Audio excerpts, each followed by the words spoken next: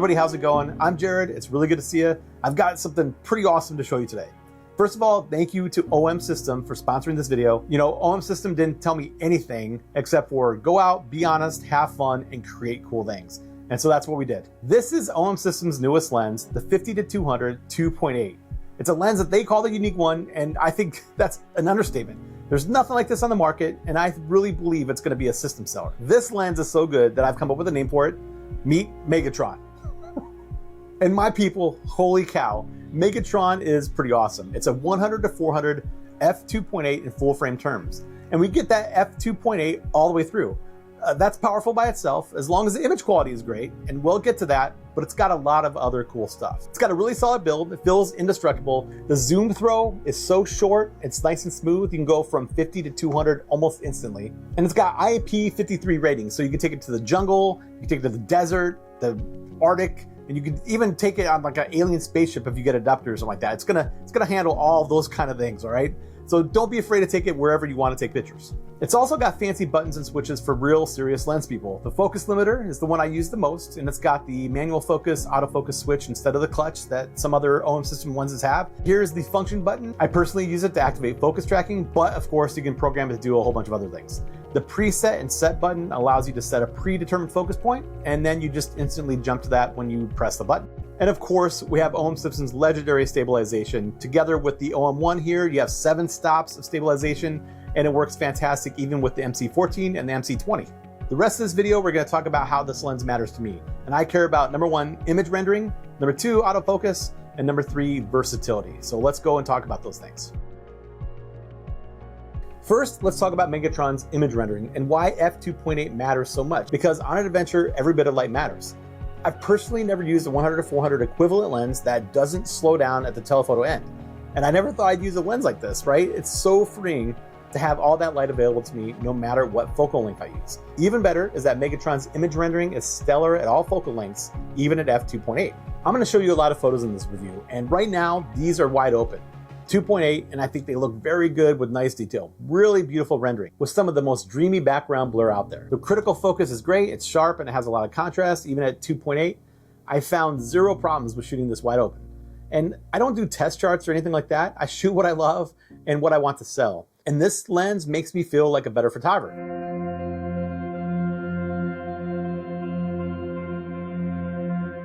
Here are some examples of some buffalo, Nebraska I just found in really flat light. The bright 2.8 aperture helps a ton in photos like this. It gives us more options with shutter speed and ISO, and the 50-200 lens was able to turn this flat light into something very nice. Again, this lens makes me look good. And now let's talk about the image quality with the teleconverters. Here are some shots with the MC14. If we zoom in, we see that the quality is really, really good. There were many times when reviewing the photos, I would swear I didn't even use a teleconverter.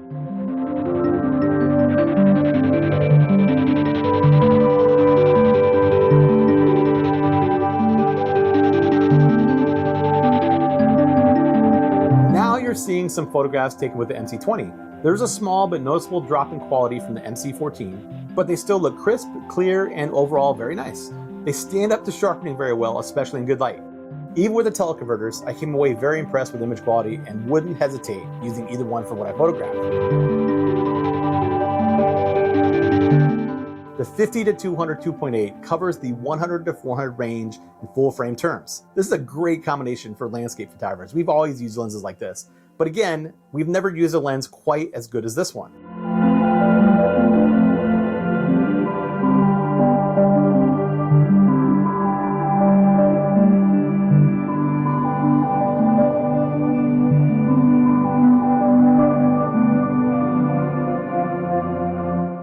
I'm looking at the detail throughout this entire frame. This isn't just good, it's really good, it's excellent.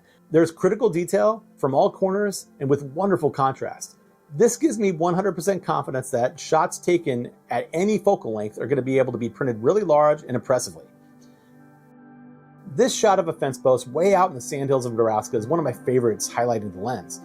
The details on the sunflowers are just wonderful, and the way the focus falls off is really, really dreamy.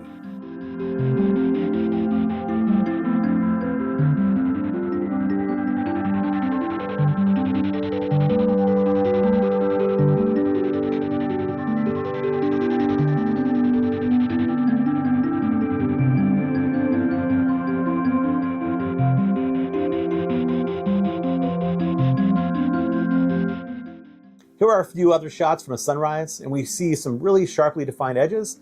The color rendering and the rich contrast is fantastic across the board.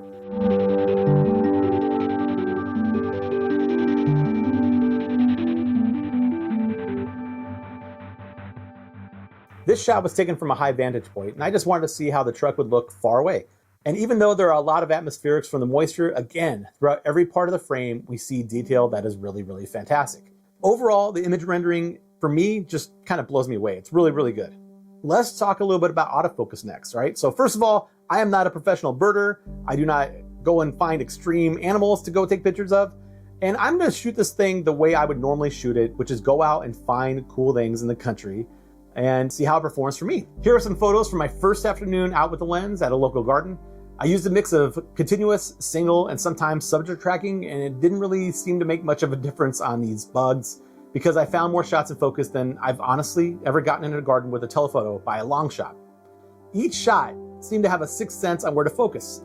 In this garden, I shot a ton with the smallest autofocus point, placing the small box right on the eye, and it hit the eyes far more often than it didn't.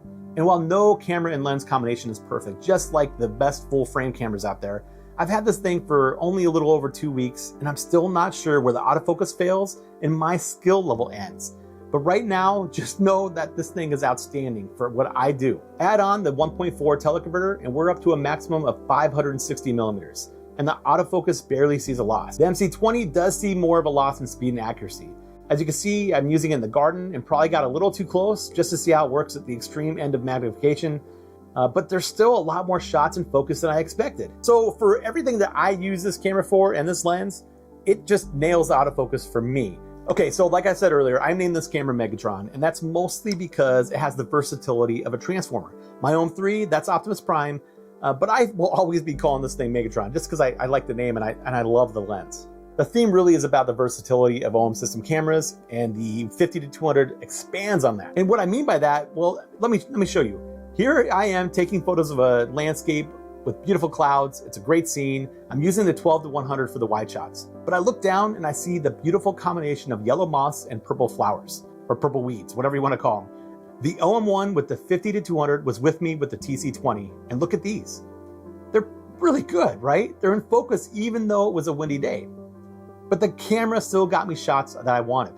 The minimum focus distance is really close, with the lens by itself having a 0.5 magnification, and that moves to 1x with the MC20. Here's another array of photos where I used the 12-100 with Megatron together, two different cameras, two different lenses. They just complement each other so well.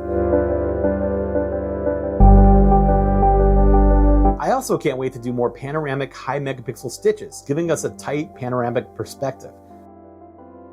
There is just so much to love. All this stuff packed into the lens opens up so many creative options. And I think it's a system seller. There's nothing on the market like it, a small, light, 100-400 2.8 full frame equivalent lens.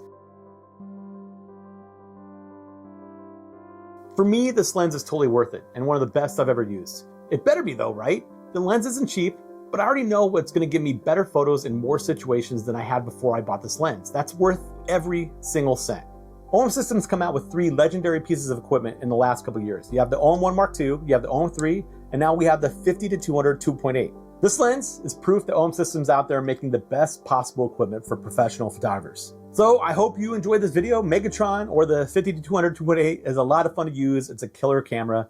Stick around if you want to see a couple more shots, a slideshow at the end, including some cats. But please subscribe. Not a lot of people subscribe, a lot of people watch. I'll be making a lot more OM System content in the future. A ton more on this lens once I get it, and we're gonna have a lot of fun. So I hope to see you in the future. If you have any questions, throw them below. I will talk to you soon.